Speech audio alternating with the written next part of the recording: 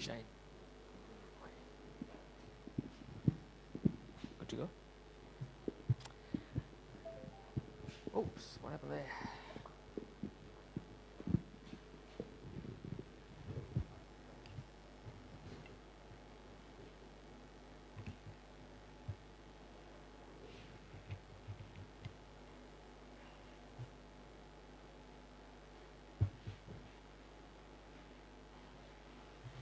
Oh yeah, it works as a backup.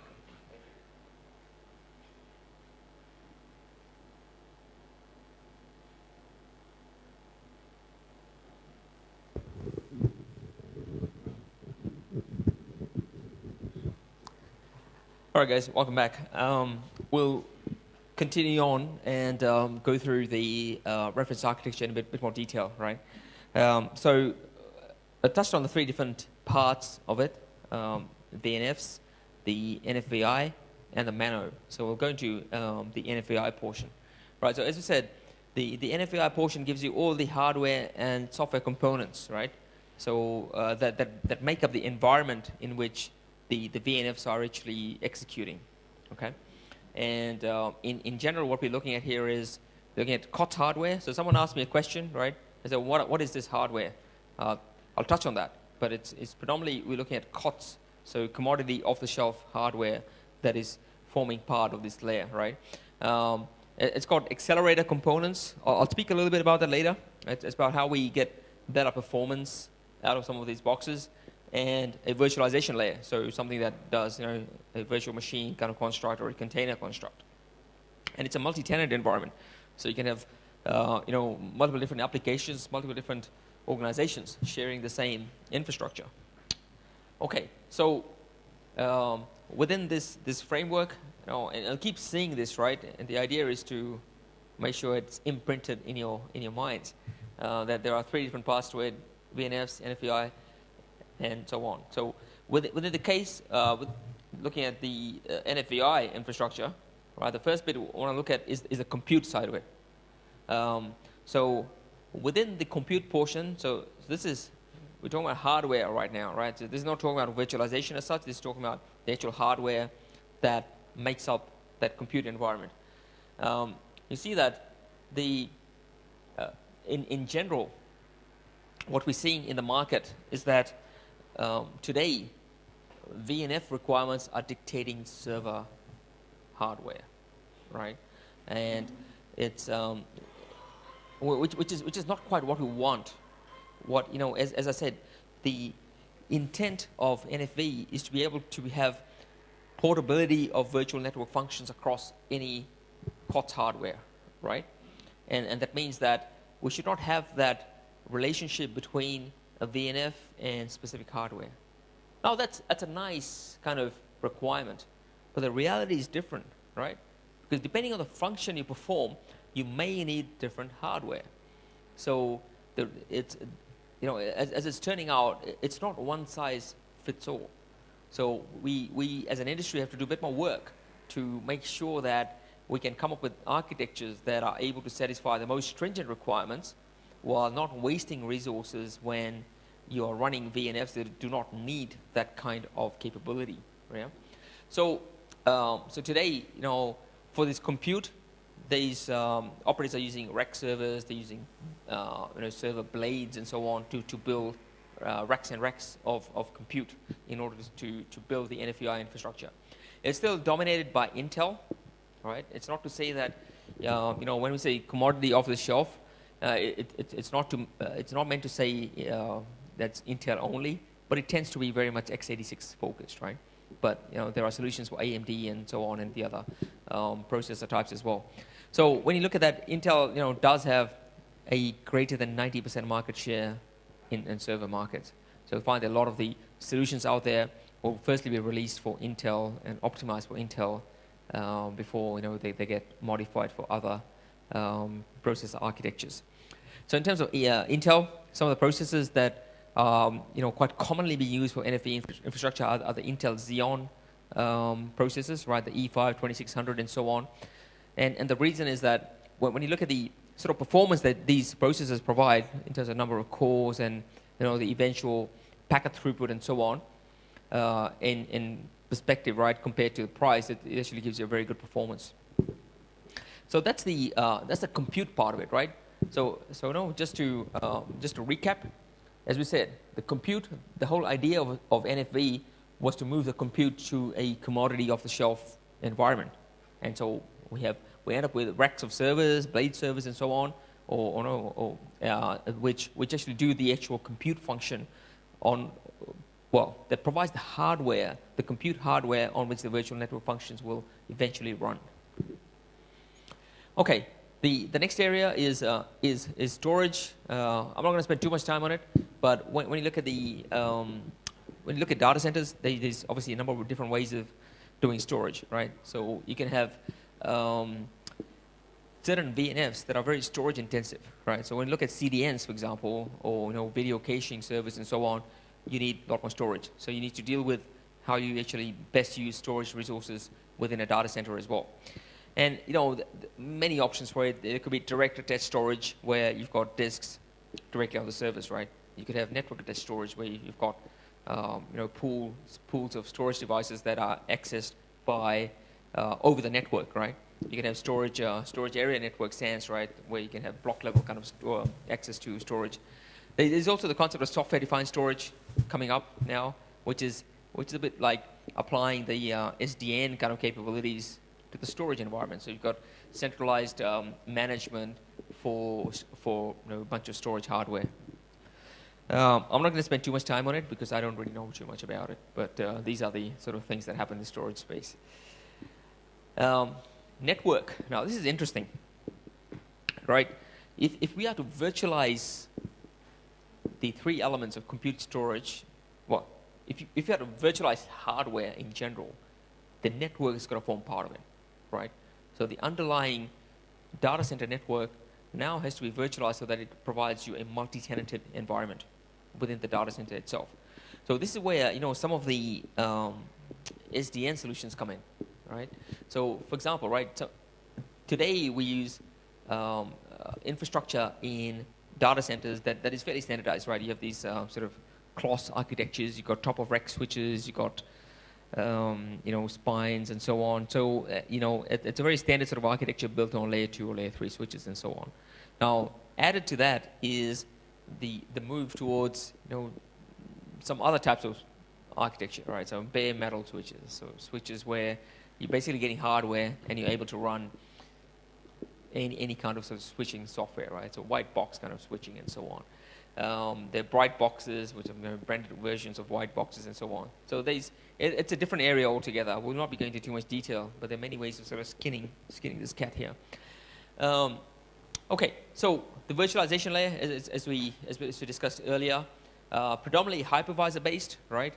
And the job of the virtualization layer, right? If you look at this here, is you've got the underlying hardware, and the job of the virtualization layer is to abstract all this out and produce a number of different virtual compute instances, number of different virtual storage instances, number of different virtual network instances that can be then used by the VNFs that are running on top there, right?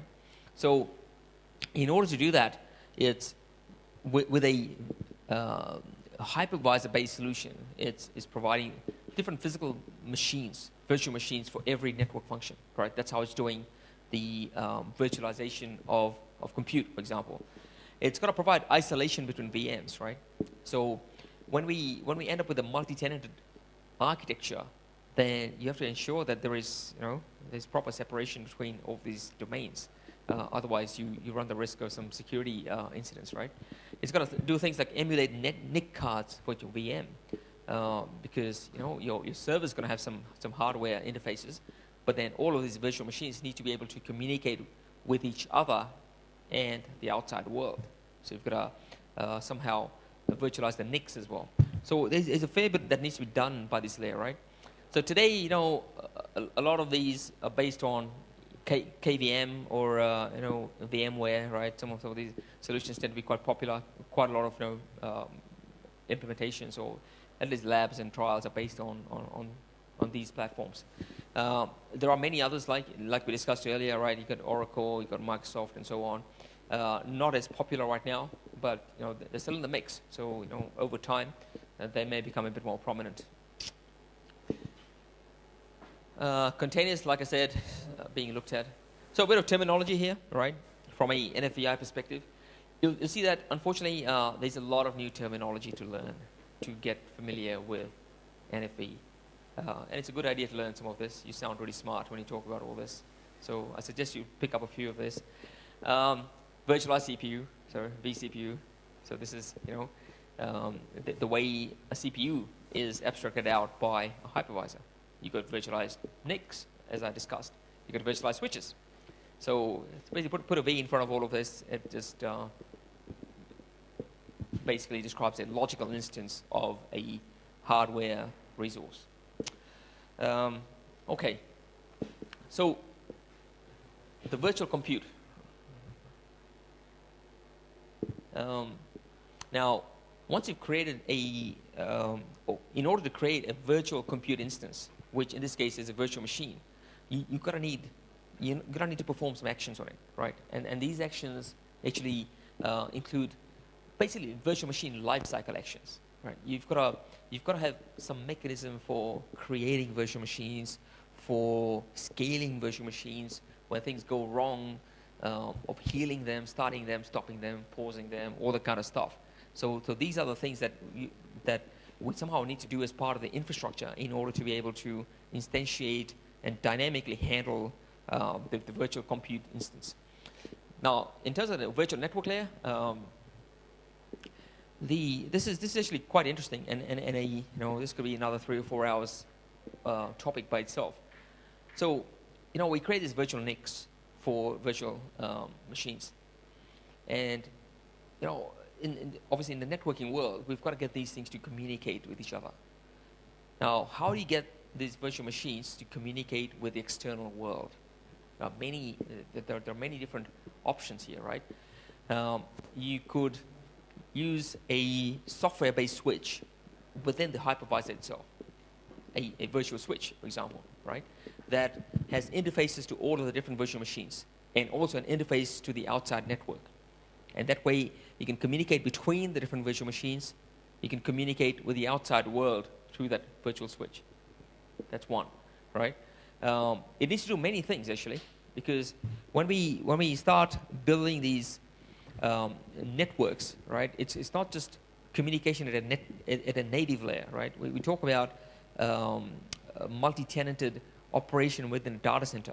And what that means is that what you actually like to do is create these overlays within your data center. All right, so there was a talk yesterday on the IETF NVO3 mechanism for creating network virtualization overlays, right?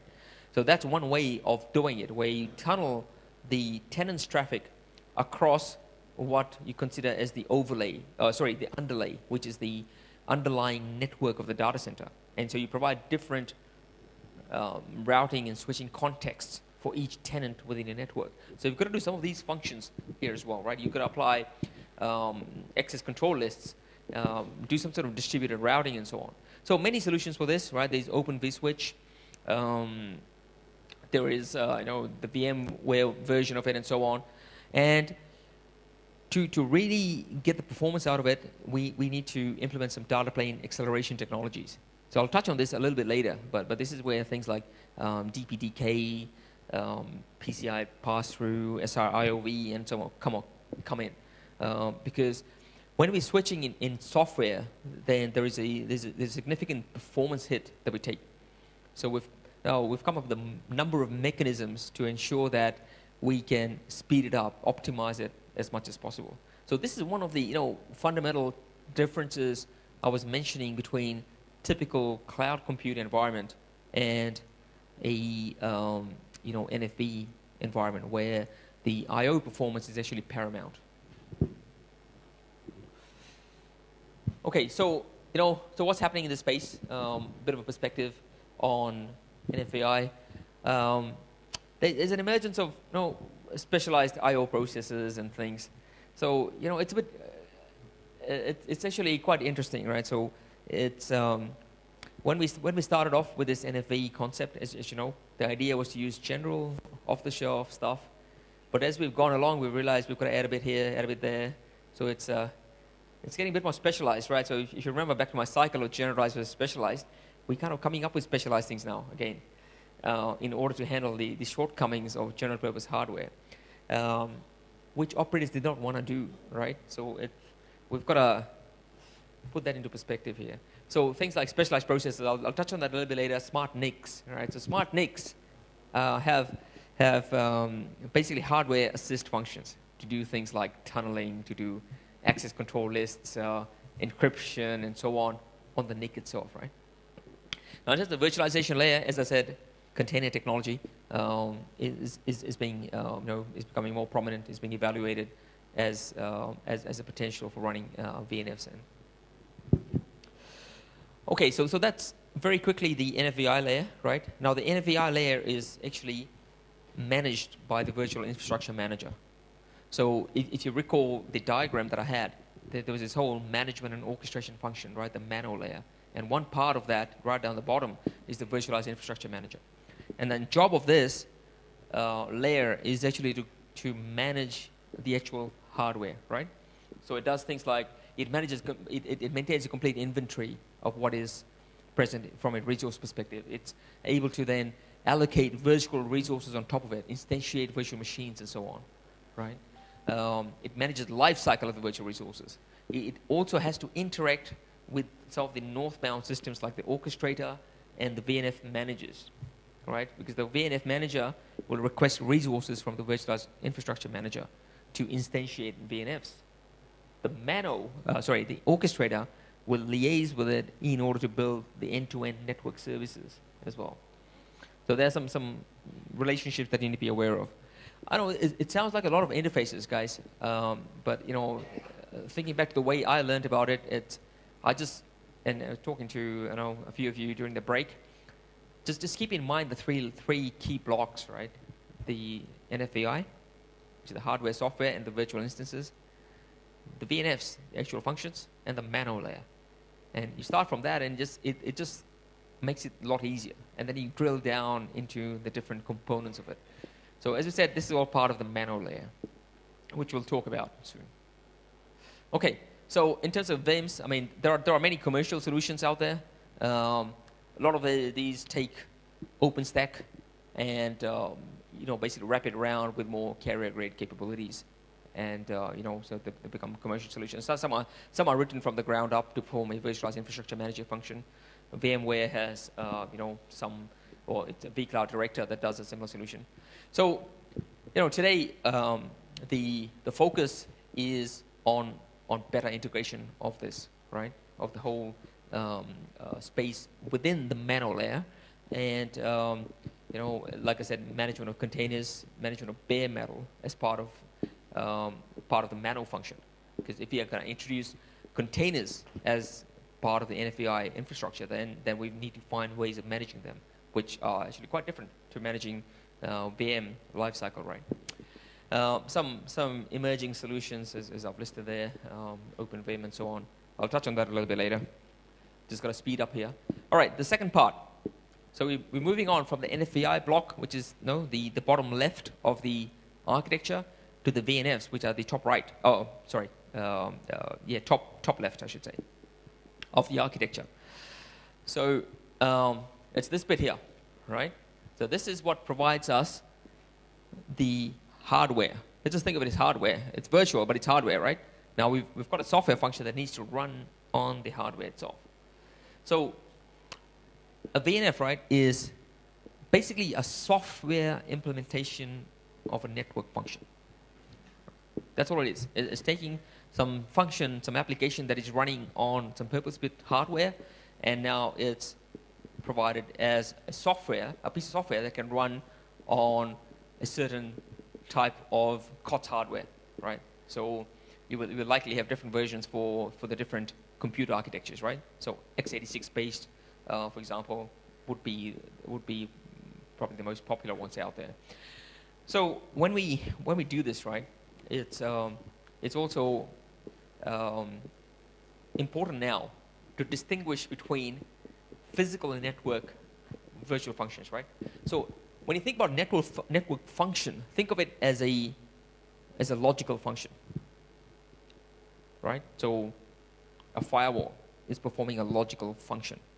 And what it's doing is, it's allowing certain traffic through, dropping others, rate limiting others, whatever you want to do with the firewall, inspection and so on. That's the function that's performed by that network function, so the firewall, right? Now, if it's instantiated in a virtual sense, we call that a virtual network function. If it's bundled as part of, a system, an integrated system, including hardware, then we call it a physical network function. Yeah? So there's network function, there's virtual network function, there's physical network function. So that term physical network function did not exist until we had virtual network function. But it's, it's how functions as they exist today.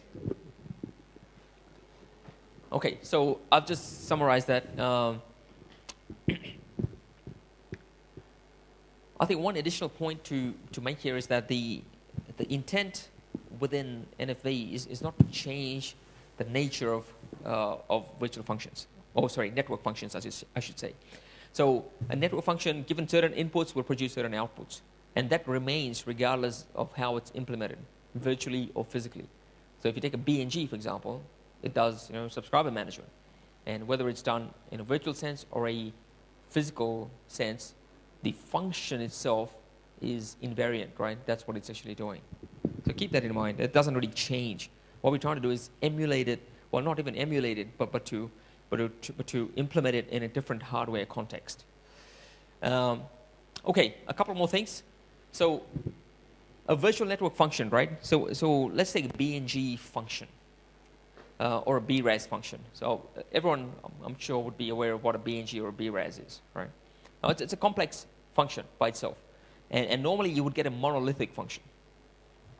So if you have a monolithic function, then you're obviously not able to split it up into its different components, right? So let's just take a monolithic implementation of a BNG.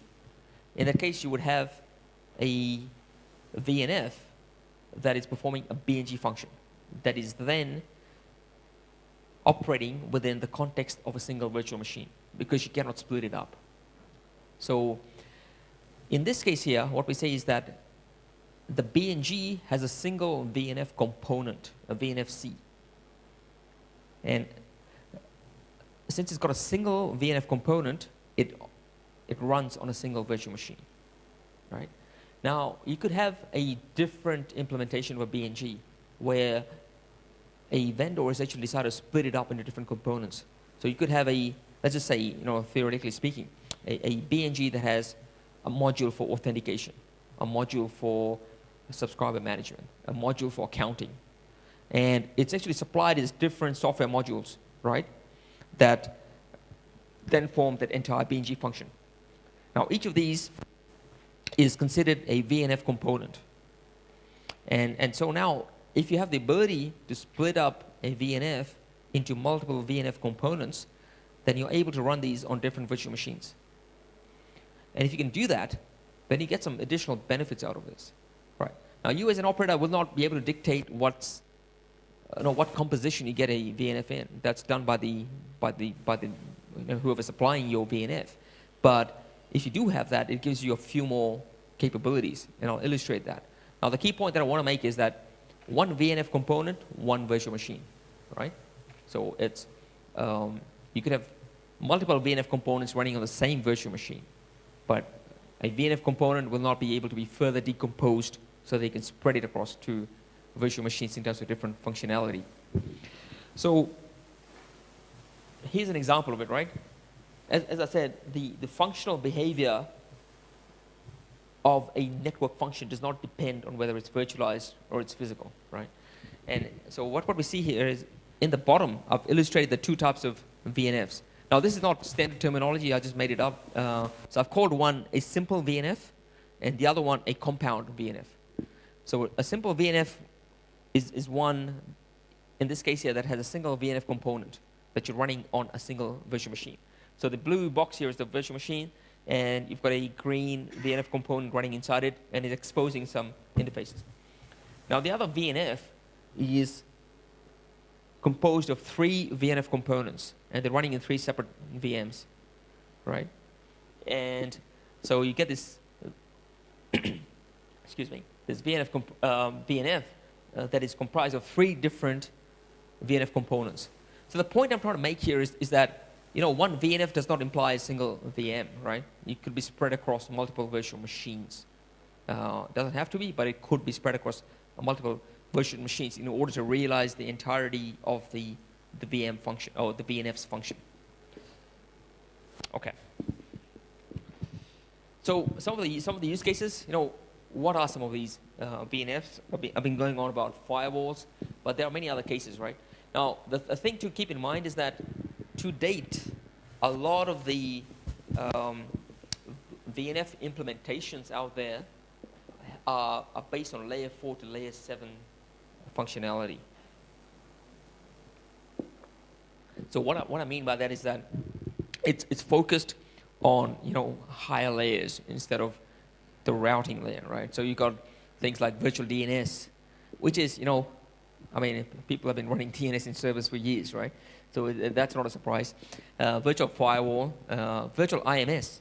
So for a lot of mobile operators, this is a really good application to move over to a virtualized infrastructure. There's a lot of compute that's happening there as part of an IMS infrastructure. EPC, which is the, for those of you not familiar, that's the evolved packet core, right? This is the packet core functions that are part of mobile networks.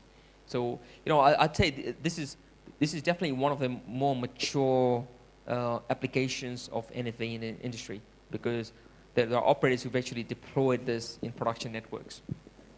Virtual CPE is also a very useful case where we're able to dumb down some of the CPEs that are sitting at customer premises and move that functionality into the cloud.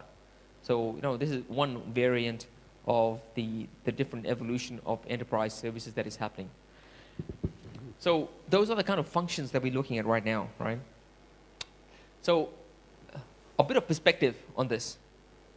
How do you take a network function that is running on physical hardware and get it to run on an x86 box, for example? It could be very easy. You just do a simple port from whatever hardware is to an x86 emulation. The problem is that when you do that, you end up with a function that is not really optimized, right? Because the reason that a lot of proprietary purpose-built hardware exists, as I indicated at the start of this tutorial, is because it's optimized to perform a certain function. So if you just do a port of it to operate on x86, you get the functionality, but you will not get the performance, right? So there's still a lot of VNFs out there that have not been fully optimized to operate in an x86 environment. So you can get all the functionality, but it just won't work too well. So there's a lot of work that needs to be done in order to modify them for a cloud environment. So you'll hear this term called cloud native, right? Which is about implementing some of these network functions in a completely different way to suit their implementation within a cloud infrastructure. And that's when you know that you're dealing with something that is quite different to a simple port, right? Now, one of the things that we can do is, going back to my example of the BNG, is take something that is a monolithic application and split it up into different components, and use a microservices-based architecture, for example, in order to communicate, in order to build a complete system. And when you do that, then you get the true benefit of cloud, right? So let's just say your that BNG example, right? So you've got a BNG, you've got multiple components, and one of the components is accounting. And let's say your BNG, in a monolithic system, your accounting subsystem is the bottleneck, because you're not able to get the data in and out of the system quick enough. Now, if you hit that problem, what do you do today?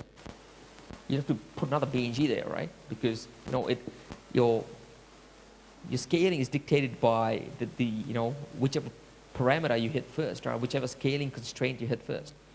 Now, if it's a completely separate application, then what you can do is you can instantiate more virtual machines, right, to take care of the accounting function and leave everything else in place. So you get this independent scaling, right? And which is one of the things that you could do with a cloud native architecture. So having a straight port of a monolithic application will not give you that benefit. So that's still happening, right? We're not there yet. We need better horizontal scaling mechanisms. And what we mean by that is, there are two terms that we use in the context of elasticity of NFV, right? So we talk about scaling up or down, and we talk about scaling in and out. So to scale something up or down is really about adding more resource to the same underlying piece of hardware. So for example, you take you add more memory to a server, right? So that's scaling it up. Take it away, scaling it down. And that is scaling in and out. So when you hit a limit, you add another virtual machine next to it, right? Logically speaking. So that way you're scaling this in and out. So cloud compute technology gives it ability to be able to do scaling in and out, which is a lot easier than opening up a box and adding more memory, right?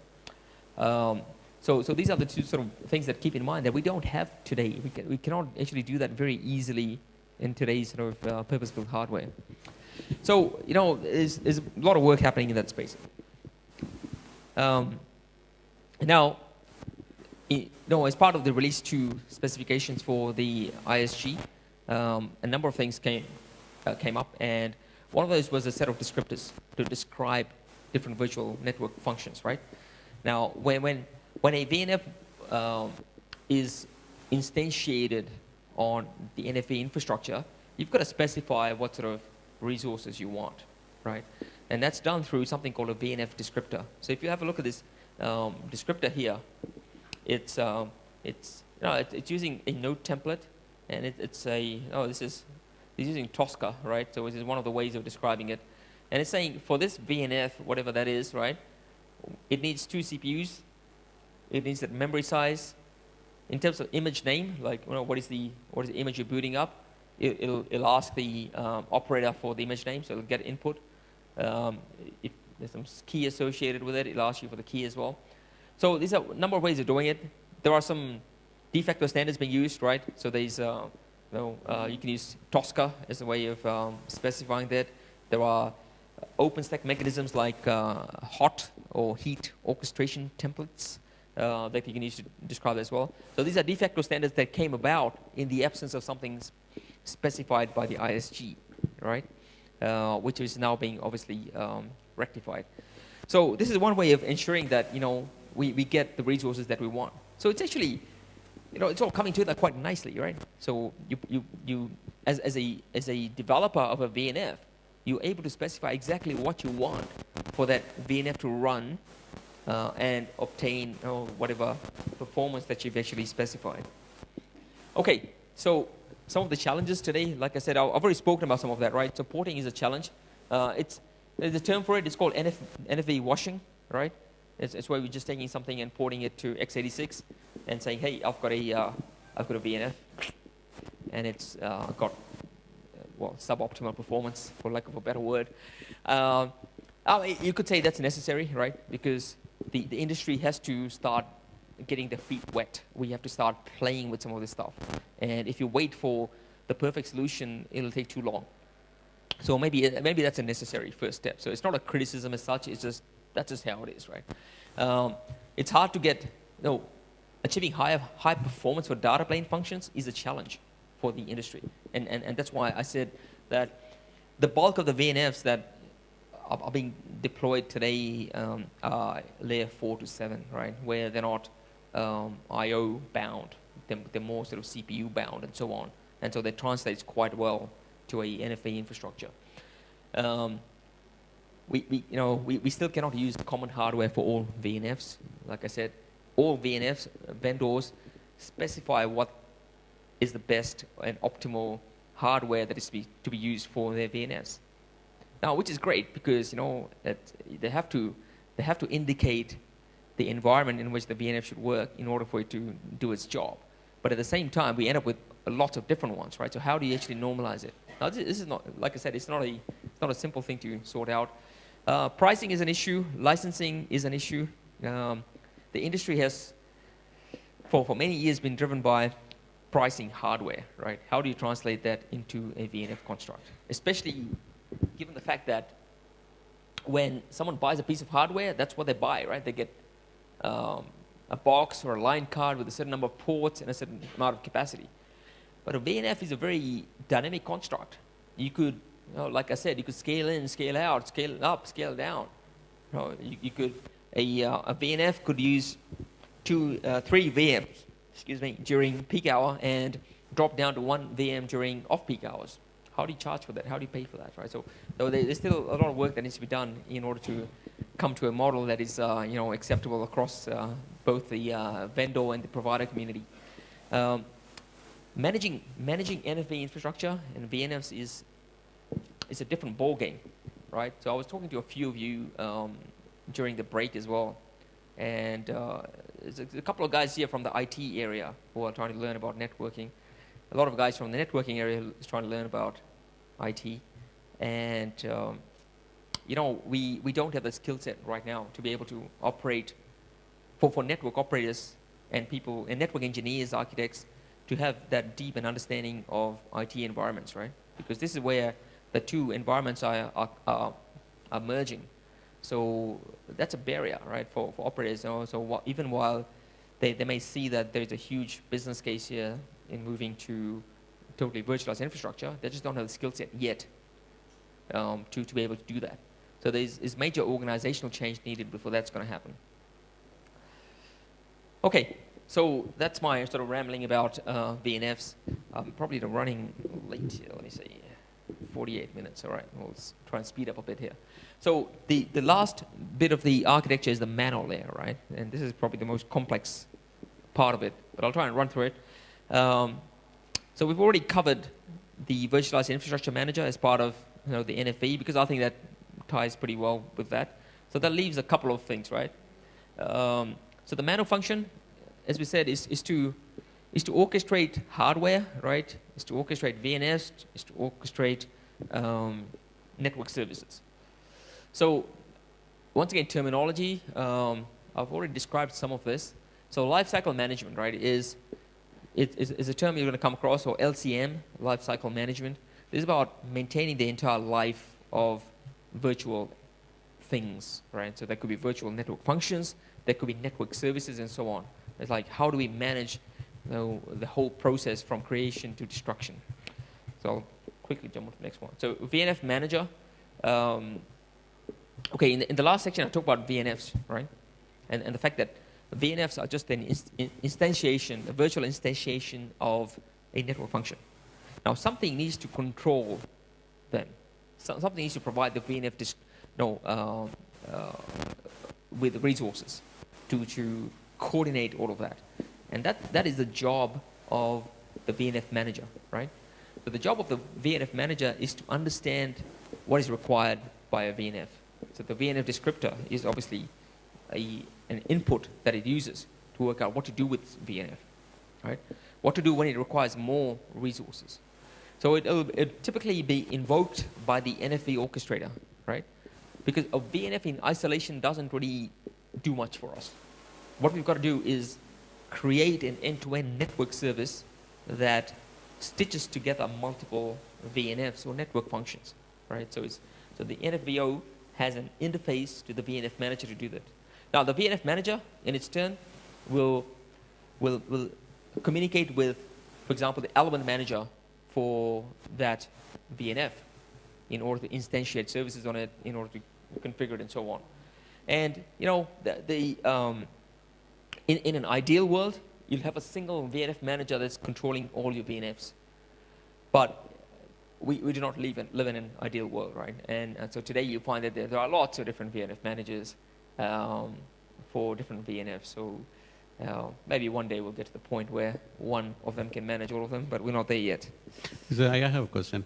So any standardization happening, around the lifecycle management? I mean, more in the configuration management of, multiple VNFs. Like, you have one VNF manager, which could kind of, take care of, especially, the lifecycle management perspective in terms of, managing the end-to-end configurations of multiple VNFs.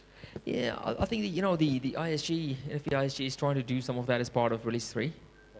Yeah, but it's the thing that I guess is, at the end of the day, there's always going to be some proprietary features, and as long as you have that, there's a huge likelihood you have different VNFs. Has anybody made any attempt, any of the orchestrator vendors who's kind of made any attempts to kind of build the lifecycle management as part of their offering? Yeah, so you look at there are a few of them, right? So like OSM,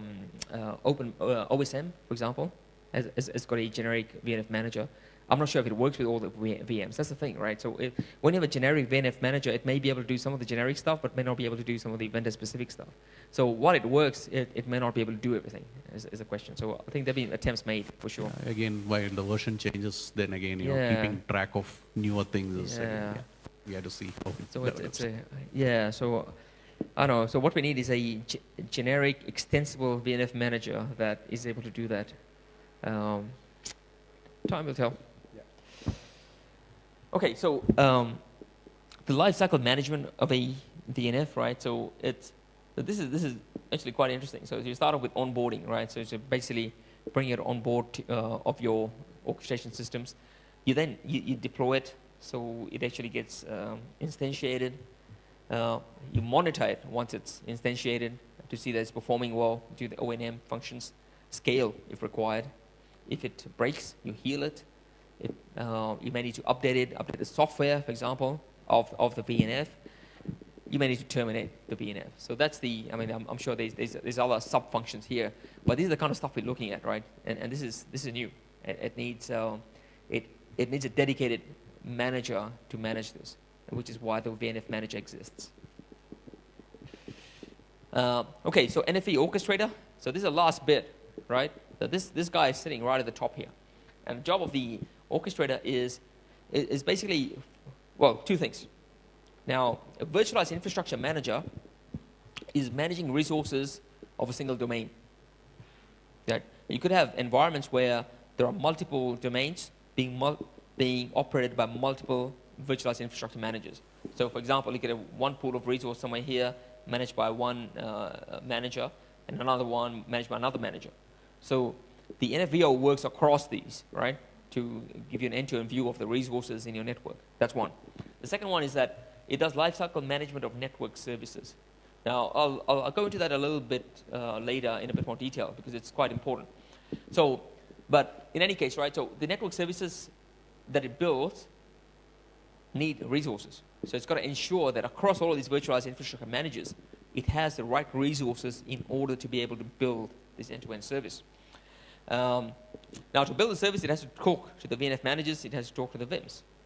And now, very importantly, it needs to interact with the OSS, BSS systems, right? But something's got to drive it. If you're an operator, how do you trigger a new service? If you have an OSS system, then that's got to communicate with your orchestration system. Because otherwise, how is it going to know what to do? So that is a very important interaction that needs to happen. Okay, so a bit more terminology. So network service, as I say, this is from the NFV document, so I'll try and make it a bit sort of more layman kind of terms. So it's a set of network functions, right, that work together in order to give you an end-to-end service. So just like we have a VNF descriptor, you can have a network service descriptor. And I've got an example just to make it easier than reading this text to show you what a network service looks like. And network service orchestration is, the work that is done by the NFV orchestrator in order to do the whole lifecycle management of a network service. Okay, so a bit more terminology. I'll skip some of this, but maybe not all of it. Okay, so there's a term called a forwarding graph, right? Now, a forwarding graph is basically describing the relationship between different network functions. So remember I said that to build an end-to-end service, you've got to link different network functions. So the forwarding graph kind of presents a view of how they're linked. I'll show you an example. Now, a forwarding graph by itself is a general term, right? A network function forwarding graph. Now, it can be a virtual network function forwarding graph, in which case the functions are the virtual functions, right? But in general, a forwarding graph could have both physical and virtual network elements that are part of it. So that hybrid environment that we spoke about. And a virtual link is something that connects two or more entities that are part of the forwarding graph.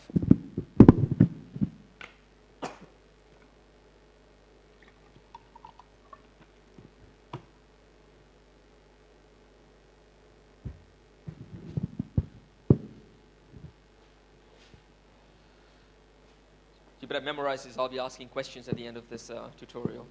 All right. So we look at a network service, right? Like I said, what I'd really like you to take away from here is the basic concepts, right? So let's try and abstract it out. Don't worry too much about the terminology. When you delve deeper into it, you can always pick it up. But in essence, okay, looking at a network service, a service has two endpoints, right? In general. So you have endpoint A, well, maybe not, but let's just say you got two endpoints, A and B, and you want to build a service between them.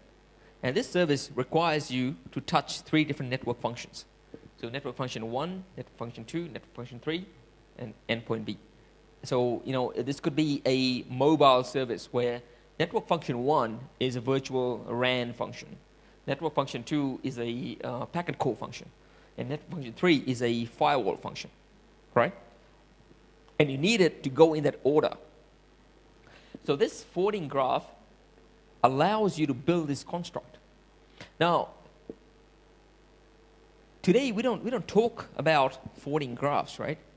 If you want traffic to flow a certain way, you just link it up, right? You connect your RAN to your packet call to a firewall. And by virtue of the physical interconnect there, you're able to force traffic down that way. Now think about this, right? It's you know, we have to think about where these things are. Where are the network functions? It's a virtual machine on a server in some data center, right? How do you get it to it? You know, how do you send traffic to a data center today? Traffic enters your network, how would you send it to a data center? You have to steer it somehow, right? So things like service chaining and service steering become very important. Now, once it's hit this first point, you've got to go to the next point, the packet call. How do you send it the packet call? It could be sitting on a VM, on a server in another data center. You've got to get it out as well. So what we're saying here is, it's a very important point. As part of this, we're creating a service overlay. So this is a service layer, and there's transport that connects up these things. And this could be a traditional wide area network, but it's also incorporating parts of your data center, right? So you need to have a way of now creating this path, that path, that path, that path. So that is the network function graph, the network function forwarding graph is only focused on the service layer, right? We'll need to somehow map it to the underlying layer as well. So there are layers and layers of complexity. This is like peeling an onion. All right, so this is showing a little bit more detail about that forwarding graph. So it's the same forwarding graph, but we see here, remember I spoke about simple VNFs versus compound VNFs, right? And a compound VNF, in my description, had multiple VNF components. So if you see this is the same forwarding graph as the one in the previous chart, except that VNF2 has now been split up so that you can see that VNF2 is actually spread across 3 virtual machines. So even more complex, right? So you've got to somehow specify how this is going to work, right? This is where the NFV orchestrator comes in. You guys get me? So, yeah, I'm going to skip this. It's just too much writing there. I can't be bothered reading it. Network service orchestration is all the stuff done by a network function orchestrator to be able to create those network services, right? So you define what a network service is, you onboard it, you do the complete lifecycle management, allocation of resources, creating it, scaling it, so on, right? So that is the function of the network function orchestrator. Now, like we said, there are a number of different descriptors. So I already showed you the VNF descriptor. There is network service descriptors, which I'm going to show you an example of. There are VNF forwarding graph descriptors. There are virtual link descriptors. And these are essentially called templates that help you with deploying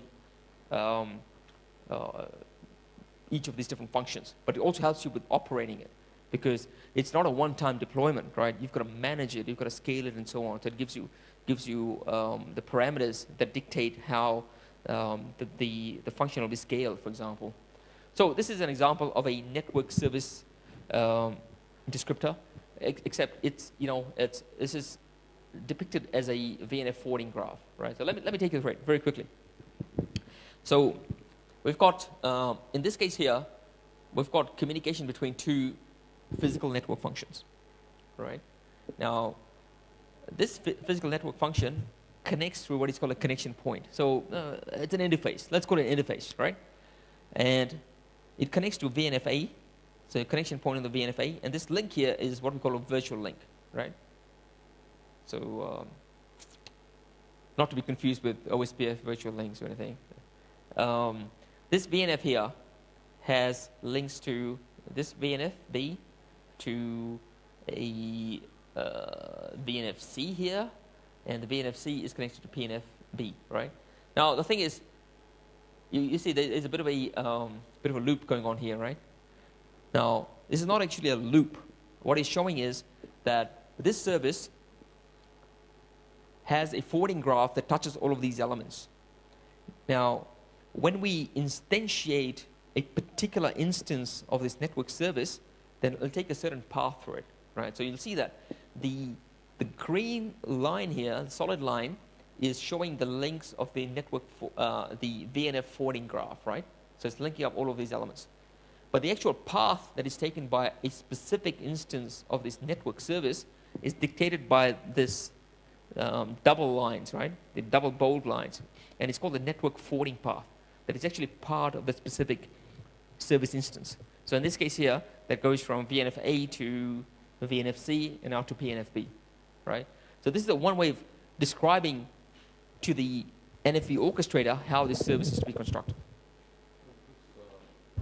This example, looking at all those demarcations or those diagrams, like NFB, which says that okay, you have a thick line and thin line, which says okay, that's actual forwarding path, yeah. Which I see it only between VNFC and PNFB, which means that the rest of everything is kind of connected in a single host. The NFVI is the same, so where we're basically creating multiple virtual links and then yeah. taking the traffic out yeah. from. So this all remains within one VNFI. That's right. Or NFVI, sorry. That's right. Yes. But it's a neat way of sort of depicting this. Okay, so that's the way of doing it. So now, it could also be in multiple NFVIs as well, right? In a practical implementation. Yes, and it would be abstracted by the NFVO, right? So it would take care of the fact that it's multiple NFVI instances. Yes. So a number of different bodies involved in it. SC, as you know, right, the specifications, the TM forum, looking at the OSS aspects of it. Now, TM forum, very active in the OSS area. The MEF, once again, it completely, there's a lot of work that they've done on what they call Lifecycle Service Orchestration, right, LSO. There's a Linux Foundation that hosts a number of open source projects, which I'll enumerate shortly. So a lot of players involved in this, right? And then there's all vendors coming up with their own solutions for it. So in terms of implementations, I'm going to do this really, really quickly because I'm running out of time. There's a number of different open source initiatives. I've got a section on open source which I'll cover later, and different approaches, right? So as I said, some of these do the entire stack. They do NFVO, they do the virtualized infrastructure manager, they do VNFs and so on. Some of them do a subset of it. Some have generic VNFMs. Some have a plug-in architecture to be able to interface to different subsystems and so on. So there are many different architectures out there. It's a little bit crazy actually. I mean, there's an explosion of projects out there today dealing with this, and it's not simple to get your head around who's doing what here. There are many projects, many competing projects out there as well. Okay, so like I said, many solutions being developed. A lot of gaps were identified, as part of the ISG, NFV ISG infrastructure. Some of them were handled by open source, becoming de facto standards now. Assurance is becoming a big part of it, right? I mean, it's one thing to put all this stuff together. It's another to actually maintain it, right? When something goes wrong, where do you start, right? There's so many different parts. There's so many interfaces. So there's got to be better tools to be able to do root cause analysis to work out, what has gone wrong? Is it a VNF? Is it a bit of compute? Am I running out of CPU resources? What's going on here?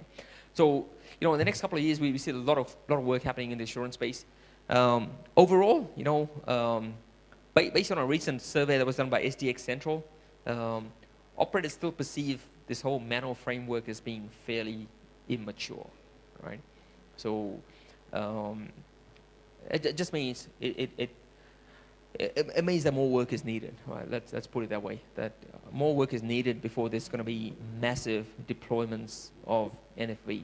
And it's not to say that work hasn't been done. It's just it's a reflection of the complexity of NFV, right? Moving from a proprietary sort of hardware-based environment to one that is based on pure virtual infrastructure is a big transition. So it will take time.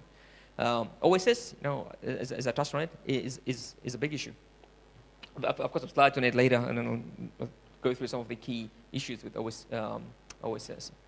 So I'm going to skip some of this. All right, quickly, a couple of use cases, right? You'll get the idea, though. Really, when you look at today's networks, there are many use cases, right, in terms of what can be replaced by NFV infrastructure. So I've picked a couple of them. So first one is EPC, like I said, the Evolved Packet Core. So when you look at the LTE packet core today, there are many different elements to it, right? So there are things like the PDN gateway, the serving gateway, which tend to be predominantly data plane, but they do have control plane elements. There is the mobility management entity, the MME, which is very much signaling control plane driven. There's HSS, which is once again more sort of control plane driven. There are many different elements here, and this is one application that translates well to virtualization. So a number of operators have started to deploy NFV versions of the evolved packet core. Now 5G, right? So 5G is just around the corner. The first 5G deployments will be starting this year, and what they've done in 5G is to basically change the packet core architecture so that it's more like it's more akin to a microservices based architecture, and all of that in all likelihood will be very much based on virtualized infrastructure. It will not be special hardware devices. So that's one application of it. CDNs, I spoke about CDNs earlier, right? So CDNs, once again, we've designed them for peak hour, and there's no way of shrinking capacity, right? And saying we're not going to use this now and get some cost back. With NFV, you're able to actually dynamically shrink and grow this, and it just ends up with a better outcome for operators. Now, one of the other benefits of this is that operators have started to deploy these telco data centers in a more distributed fashion, right? So I've been working with a number of them over the last year or so, and all these operators have plans to move out or build telco data center infrastructure at least one tier outside of where they are currently. They tend to be very centralized, so that at least they're moving out at least one tier so that they're closer to the users. That means that now there's an opportunity for things like CDNs to be instantiated much closer to customers, and so you don't have to carry the traffic that far within your network. Virtualization of the home environment. So obviously you cannot read this stuff, right? But it's today we have a lot of devices sitting in homes, right? We've got set-top boxes, we've got residential gateways, and so on. With NFV, there's an opportunity here to simplify the devices that are sitting at home. So instead of having these complex devices, we have just a simple switch that is deployed out there, which is doing layer 2. And we move all the complex layer 3 plus higher functionality to an NFV infrastructure. And you think about the importance of this, right? I mean, today, like, if an operator is offering some sort of residential services and they need to upgrade software on the residential gateways, it's a big job, right? It's not easy to do. It's deployed out there. So even so even functions like that. So if it was done centrally in a network, it's much easier to roll out new capability than it is in a very distributed fashion. So that's another use case that is quite popular. Okay, so performance. So as we said, right, it's this is one of the key challenges, and it's data plane performance that I want to focus on here, right, which is the key one. If you recall, what we said was one of the challenges that was foreseen was when we move to this industry standard service, how can we ensure that we'll get the same kind of performance, right? We have built networks to exacting sort of specifications over the years, right? They had to have certain throughput, certain availability. How can we emulate that in a virtual construct? So, and ideally one of that would be agnostic, right? From a number of perspectives. That the hardware vendors will be agnostic to the VNFs that are running on them, and the VNFs will be agnostic to the hardware that they're being run on. So, how do we achieve that? And predictability of performance. When you move to an architecture that is software-based, then there's necessarily a potential loss of predictability, right? So purpose-built hardware is designed to provide a certain latency, certain jitter, and certain determinism in terms of performance. When you have a software-based architecture, there's a lot going on in servers, right? And so you may not get the same performance as you would get from a hardware-based system. So we need to deal with that, right? So the three things that we look at: packet processing rates, the latency, the jitter, as I mentioned. And as you translate from cloud compute architectures to NFV, the key difference is I/O, right? I/O performance is the biggest difference. So a number of approaches that are being embraced by the industry in order to deal with that, right? So there are enhancements around CPUs, acceleration technologies. So there's a number of technologies like SR-IOV for bypassing the hypervisor, right? So remember I said that for virtual machines to communicate with each other, they need to switch somehow, right? So when a hypervisor presents a virtual NIC to a virtual machine, then what it's doing is it's trapping the traffic that's coming from the virtual machine and switching it through its virtual switch, and it's slow.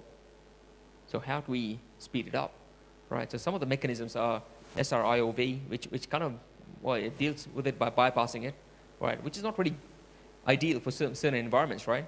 So if you need to communicate between virtual machines, that could be a challenge. PCI pass-through does the same thing. DPDK, there was an Intel initiative. That's a data plane.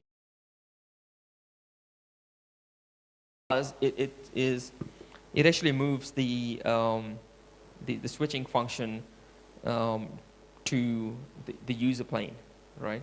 So that it's doing some caching of flows and so on to improve performance, and it actually does a really good job of improving the performance. Things like CPU pinning, where you're able to pin physical CPUs or CPU cores to specific virtual machines to give them the right performance. Now, hardware offload, right? This is also big. This is taking stuff away from the CPU. So the CPU is not doing it. It's something else on the hardware is doing it. Specialized hardware, right? So smart NICs I've already spoken about. There are co-processors. There are things like Intel Quick Assist technology. So this is a board, right? You can plug into a server that can do things like encryption. So instead of the CPU doing it, you've offloaded the function to the server. Now, it does mean buying special purpose encryption units, right? And so, there is a bit of irony in this, right? Because, if you look at the CDN example that I gave, and I said, well, if you need 10 gigs of capacity at peak time, you need to have 10 gigs of, CDN capability, right? As soon as you start buying special hardware, you're going to have the same problem, right? So if your peak throughput for encryption is like 100 gigs, then you're going to need to have 100 gigs of specialized hardware there, even if you're not using the full 100 gigs, right? So it's kind of, I'd say it is sort of somewhat muddying the whole solution and the fact that it's meant to be industry standard. Anyways, so those are the sort of things that are happening in the performance space. I'll run through it really quickly. I mean, this stuff would be worthy of a session in itself, right? To go through how we improve the performance, the data plane performance on COT servers. Okay, open source. Number of different projects. I just want to touch on a few, right? So it's very interesting in the open source space that there are a few operators who were developing the homegrown systems for NFV and SDN.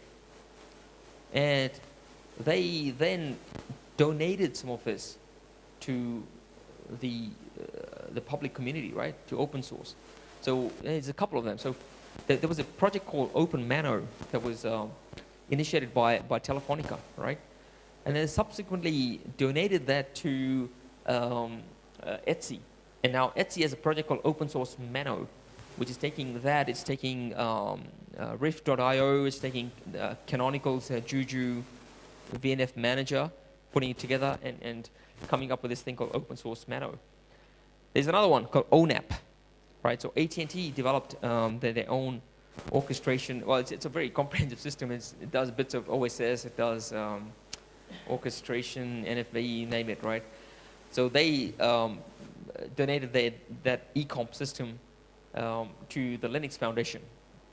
And there's another one, OpenO, right? That was mainly sort of kicked off by some Chinese operators with contribution from a number of different vendors as well. That was donated to the Linux Foundation as well. So the Linux Foundation last year decided they would merge the two of them. So that's obviously going to take some time. They made some progress, but it's going to take some time. But it's a bit of a competitor to open source Mano, right? From a hardware perspective, you've got the Open Compute platform from Facebook to come up with standardized hardware. The Linux Foundation today is hosting a whole lot of open source projects. There is ONAP, as I mentioned earlier, OpNFV, there's ODL, FD.Fido, right? OVS, Core, DPDK. The OpenStack Foundation's doing its bit. There's a telecom infra project founded by Facebook. So this is just a explosion of activity in this space. So it's very hard to say which one's going to win, and there may not be one winner, right? I mean, there's consolidation happening as well, but there's a lot of activity happening here. Okay, so OpNFV, I'll skip some of this stuff now. So I want to finish off with giving you some perspectives on what we see today, right? So you've heard about why the NFV initiative came about, the architectural aspects of it, some of the virtualization technology, some of the challenges. And so I just want to wrap up with where are we today? So it's been 5 years, right? And in this 5 years, we've seen a lot of investment being made in improving COTS hardware. So you saw the acceleration mechanisms and so on that have been implemented to make COTS hardware more suitable for NFV kind of workloads. We looked at the evolution of hypervisors, a lot of virtual network functions. I mean, there are hundreds of virtual network functions out there. Some have been, some have been just VNF washed, basically. But then there are some other cloud native ones. Management and orchestration, evolving area of the industry. So, as we said, a lot of VNFs today are not really cloud optimized, right? So they've been washed. We're still trying to work out how best to get high performance out of virtual network functions, the licensing issue, management remains a bit of a challenge for us. I've already covered this one here, so I'll go to the next one. Now, in terms of Mano, there's a large number of solutions. Some are open source, some are proprietary. A lot of instances where some of these open source solutions have been commercialized, right, by building the carrier-grade capability around it, which may be the model that actually prevails in the future. It's hard to say, but that is definitely one model. OSS remains a bit of a challenge, so I'll talk about that. Now, today's OSS systems, BSS systems, suffer from a number of different challenges, right? So they have to be very complex. Like even before NFV, right, to introduce new services into an operator's network, the OSS system was usually a bottleneck, and it continues to be a bottleneck. So having a layer underneath the OSS systems, which is the orchestration layer that is highly dynamic and really quick, is okay. But the bottleneck is OSS. So until we fix that, you cannot exploit the capabilities of the underlying network, right? And operators have invested billions in OSS system. They're not going to throw it away, right? So we have to find a way of somehow integrating them into a NFV kind of environment. Now, most of the OSS systems tend to be highly customized, right? Operators have teams of these IT people who are making custom changes to the OSS systems, and they are, because different operators have different service constructs. And so, we need to kind of find a bridge between these traditional and legacy OSS systems and the NFV orchestration that we're trying to promote here. So the MEF LSO is doing a lot of work on stitching the two together, but it remains, a key challenge for the industry, because until you do that, you will not be able to exploit that benefit. Okay, so that kind of brings me to the end of the tutorial. Got a few minutes if anyone has any questions. I'll put down some references there that you can read if you're interested. So, any questions? Who's going to run out of here and start implementing NFV right now? Right, this afternoon. Awesome. You are? No. Oh, you got a question.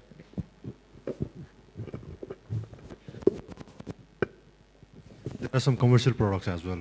Yes. Right? Yes. So how different are them from architectures we discussed? Look, can I sure. ask about the commercial product here? Is that different from the architecture this Etsy is going on with? No, you'll find that most of the implementations, open source and commercial, are very much aligned with the architecture.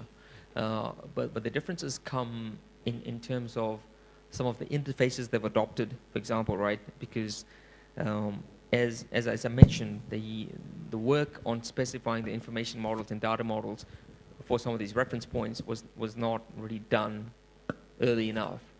So a lot of these were extrapolated. They were built by these systems, like I mentioned the Tosca framework, the OpenStack hot templates, and so on. So I'd say they're all largely aligned with the architecture, but they're all still fairly different, right? Thank you. Yeah.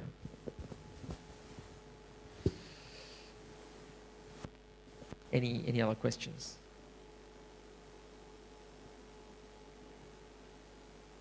Okay. Well, I guess you guys have had enough. So thank you very much for sitting through this tutorial. I hope it's been of some use to you. I will be around for the next couple of days, so if you do have any questions, more than happy to talk to you face to face. So thank you.